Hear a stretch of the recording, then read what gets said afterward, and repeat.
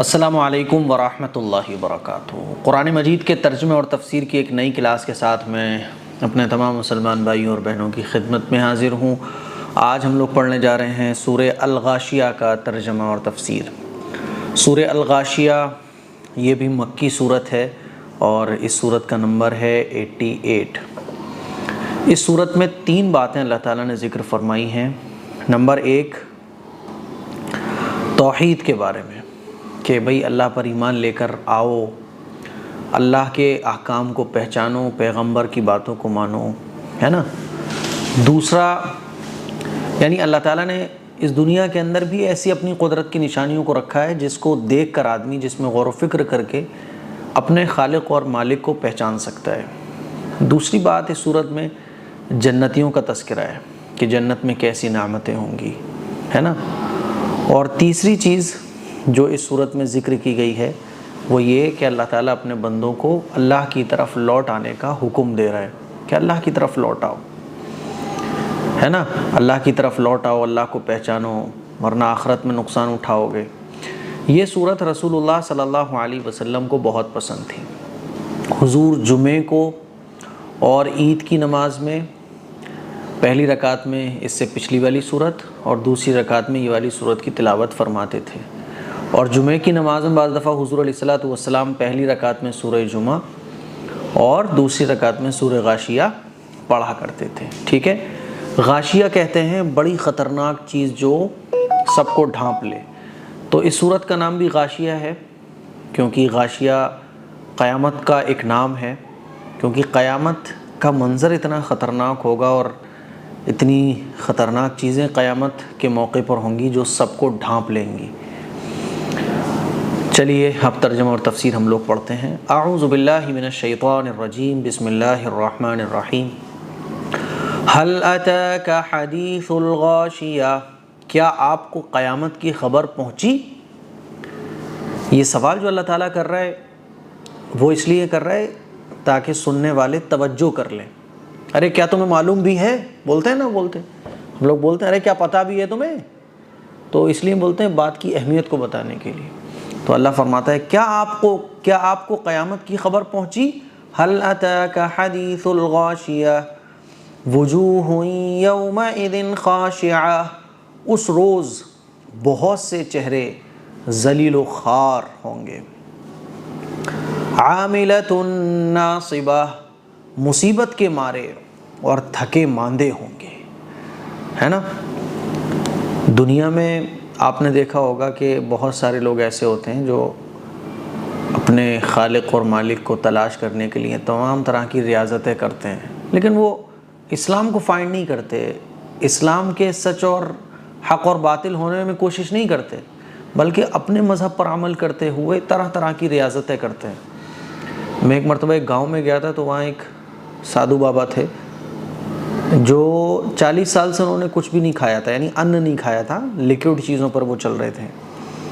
ایسے ہی بہت سارے ایسے لوگ ملیں گے آپ کو کہ کوئی ایک پیر پہ کھڑا ہے کئی سالوں سے، کسی نے اپنے گھر کو چھوڑ دیا، عیسائیوں میں راہب بن جاتے ہیں، تو دنیا کی مصیبتیں وہ برداشت کرتے ہیں، آخرت میں بھی وہ اسی طرح سے تھکے ماندے ہوں گے، کیونکہ انہوں نے دنیا میں جو محنتیں اور کوششیں کی وہ اللہ کو تلاش کرنے کے لیے نہیں کی، بلکہ ریاضتیں کی اپنے وہی باطل چیزوں پر عمل کرتے ہوئے۔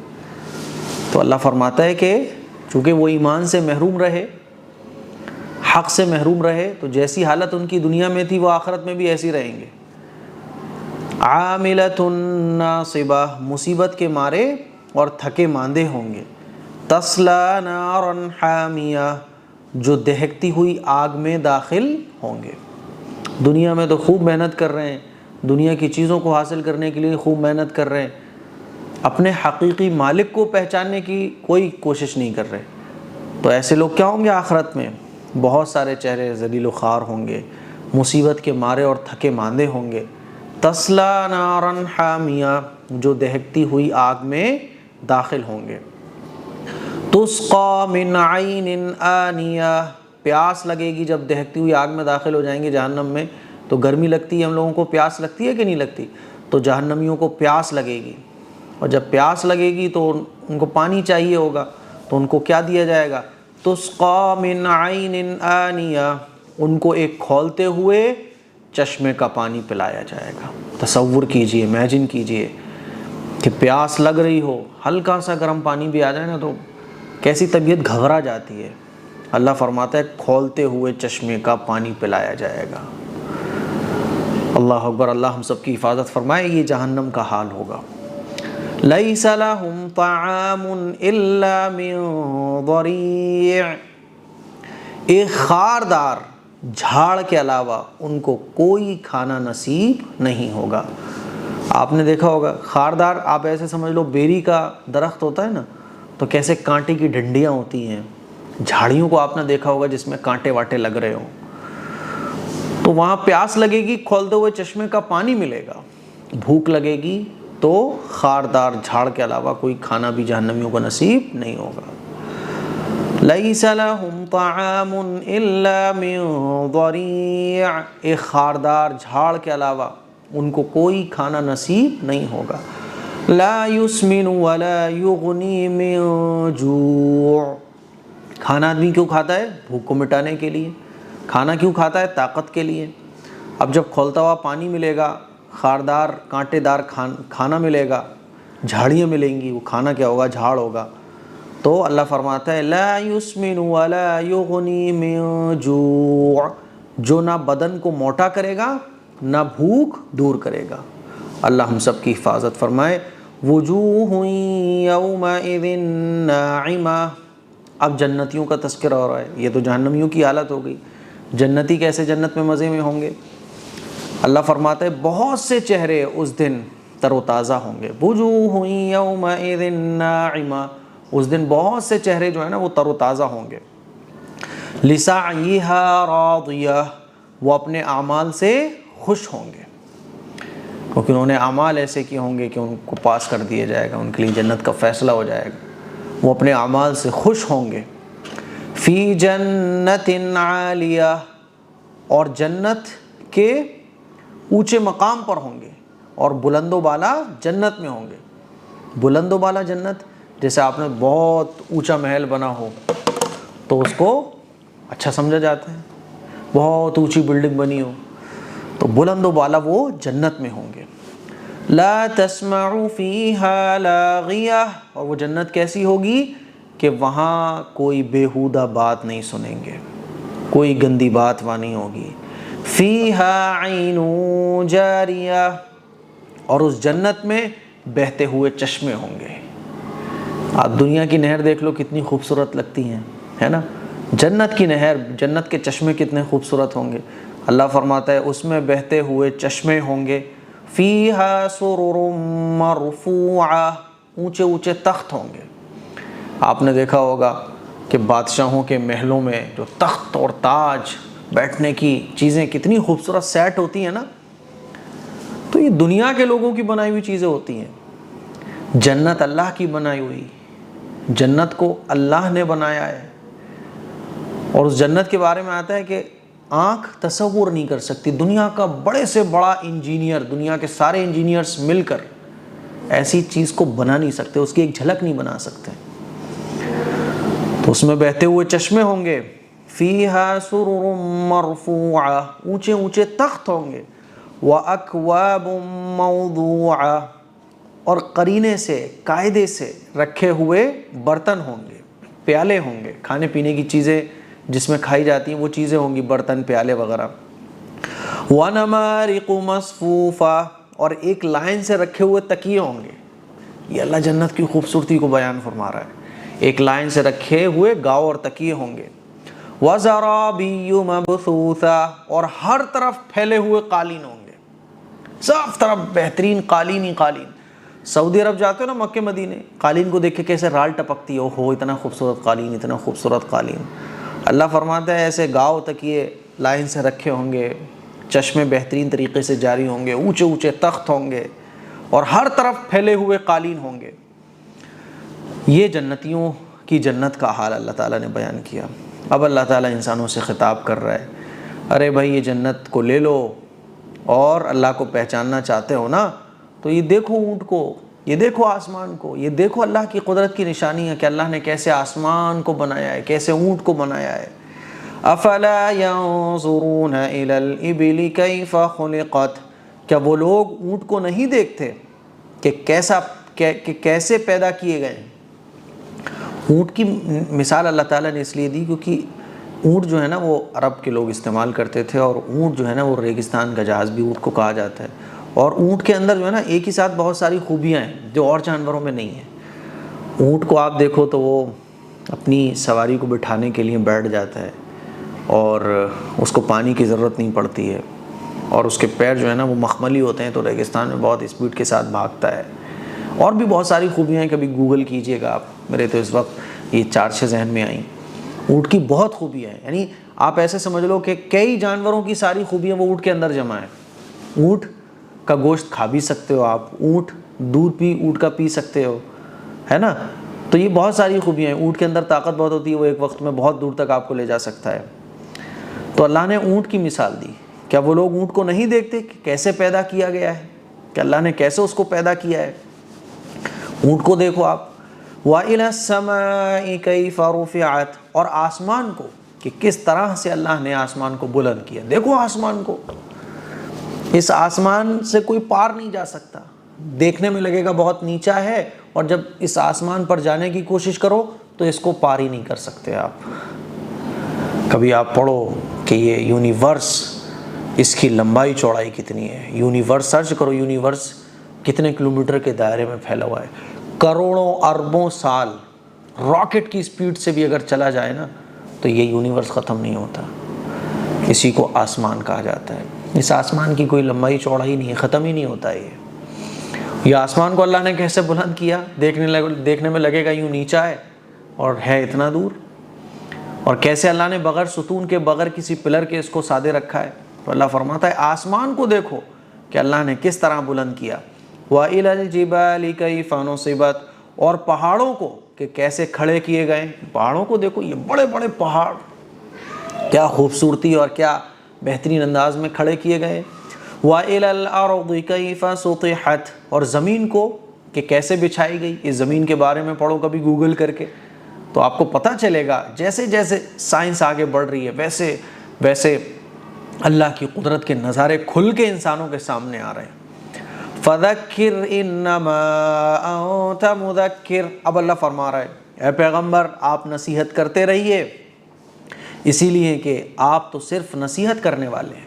یہ لوگ اللہ کی اتنی قدرت کی نشانیوں کو دیکھ کر بھی اگر اسلام کو ایکسیپٹ نہیں کر رہے ہیں، اپنے مالک کو نہیں پہچان رہے، تو نہ پہچانیں، آپ کو تو صرف نصیحت کرنے کے لیے ہم نے بھیجا ہے، اسی لیے آپ نصیحت کرتے رہیے، آپ تو صرف نصیحت کرنے والے ہیں۔ لست علیہم بمسیطر، آپ ان پر داروغہ تو ہیں ہی نہیں، ایسا نہیں ہے کہ آپ زبردستی ان کو اسلام میں داخل کر دیں، ہم نے آپ کو صرف نصیحت کرنے کے لیے بھیجا ہے۔ حضور علیہ الصلوۃ والسلام کی چاہت یہ ہوتی تھی کہ کوئی بھی جہنم میں نہ جائے، تو حضور کوشش کرتے تھے، محنت کرتے تھے، اپنے آپ کو کھپاتے تھے، تو اللہ تعالیٰ نے کہا کہ آپ ان پر داروغہ بنا کر نہیں بھیجے گے، آپ تو بس نصیحت کیجئے، قبول کرنا ان کا کام ہے۔ إِلَّا مَن تَوَلَّى وَكَفَرَ، ہاں مگر جو منہ پھیر لے گا اور کفر کرے گا، مگر وہ شخص جو منہ پھیر لے گا اور کفر کرے گا، فَيُعَذِّبُهُ اللَّهُ الْعَذَابَ الْأَكْبَرَ، تو اللہ اس کو بڑا عذاب دیں گے۔ إِنَّ إِلَيْنَا إِيَابَهُمْ، ان کو ہماری ہی طرف لوٹ کر آنا ہے۔ إِنَّ إِلَيْنَا إِيَابَهُمْ، ان کو ہماری ہی طرف لوٹ کر آنا ہے، ہر انسان کو اللہ ہی کی طرف لوٹ کر جانا ہے۔ ثُمَّ إِنَّ عَلَيْنَا حِسَابَهُمْ، پھر ان کا حساب و کتاب بھی ہمارے ہی ذمہ ہے، پھر اللہ ان کا حساب و کتاب لے گا۔ جتنے بھی اس دنیا میں انسان اس وقت ہیں، جو آئیں گے قیامت تک آئیں گے، اور جو گزر گئے، سب کو اللہ ہی کی طرف لوٹ کر جانا ہے، اور اللہ ہی کے ذمہ ہے ان کا حساب لینا۔ تو یہ سورہ غاشیہ کا ترجمہ اور تفسیر ہو گیا۔ اب آئیے ورڈ بائی ورڈ ہم لوگ اس کا ترجمہ کرتے ہیں۔ بسم اللہ الرحمن الرحیم۔ حل اتاک، کیا پہنچی ہے آپ کو، حدیث خبر، غاشیہ قیامت کی، وجوہ ہوئیں بہت سے چہرے، یومئذ اس دن، خاشعہ ذلیل ہوں گے، عاملتن محنت کرنے والے، ناصبتن تھکنے والے، تسلا داخل ہوں گے، نارن آگ میں، حامیہ دہکتی ہوئی، تسقا پانی پلائے جائیں گے وہ لوگ، من عین ایسے چشمے سے، آنیہ جو کھولتا ہوگا، لیس لہم نہیں ہوگا ان کے لیے، طعام کوئی کھانا، الا من ضریع خاردار بدبودار نہایت کڑوے درخت کے علاوہ، ہے نا، لا یسمن جو نہ موٹا کرے گا، ولا یغنی اور نہ مٹائے گا، نہ بنیاس کرے گا، من جوع بھوک سے، وجوہ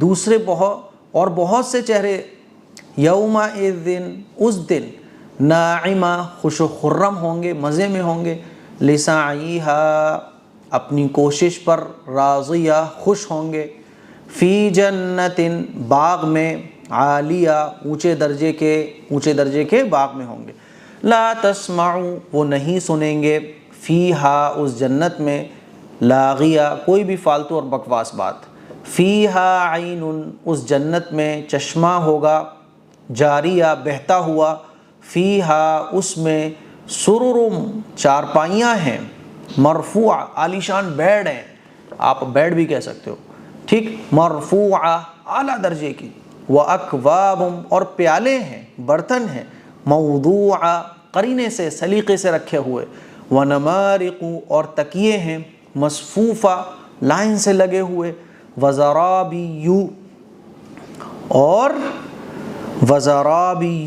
اور پھیلی ہوئی، اور قالین بہترین والی، مبثوثہ ہر طرف پھیلی ہوئی ہے، افلا ینظرون کیا وہ لوگ نہیں دیکھتے، الی الابل اونٹ کو، کیف خلقت کیسے پیدا کیا گیا وہ، والی السماء اور آسمان کو، کیف رفعت کیسے اونچا بنایا گیا ہے وہ، والی الجبال اور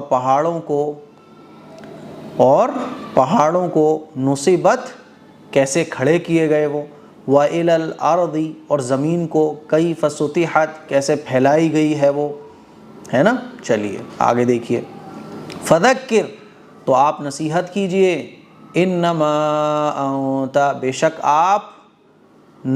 شک آپ مذکر نصیحت کرنے والے ہیں، لَسْتَ عَلَيْهِمْ اور آپ کے اوپر یہ ذمہ داری نہیں ہے، بمسیطر کہ آپ ان کو زبردستی اسلام میں داخل کر لیں، لست علیہم نہیں ہے آپ صلی اللہ علیہ وسلم ان پر بمسیطر داروغہ، الا من لیکن جس نے، تولا منہ موڑا، وکفر اور انکار کیا، فیعذبہ اللہ تو ان کو سزا دیں گے اللہ، عذاب الاکبر سخت سزا، ان الینا بے شک ہماری ہی طرف، ایابہم ان کی واپسی ہے، ثم ان علینا پھر بے شک ہمارے ہی ذمے، حسابہم ان کا حساب ہے۔ صدق اللہ العظیم۔ تو یہ سورہ غاشیہ کا ترجمہ اور تفسیر الحمدللہ مکمل ہو گیا۔ مجھے امید ہے کہ آپ کو بہت اچھے طریقے سے سمجھ آ گیا ہوگا۔ ابھی بھی اگر آپ کو سمجھنے میں کوئی کمی رہ رہی ہے، آپ کو لگ رہا ہے کہ مفتی صاحب ایسے ہو سکتا ہے، ویسے ہو سکتا ہے، تو اپنی رائے کامنٹ باکس میں جا کے ضرور کامنٹ کیجیے گا۔ انشاءاللہ پورے قرآن مجید کا ترجمہ ہم نے آپ لوگوں کو پڑھانے کا عزم کیا ہے۔ اس کلپ کو شیئر کریں، دوسروں تک پہنچائیں۔ السلام علیکم ورحمۃ اللہ وبرکاتہ۔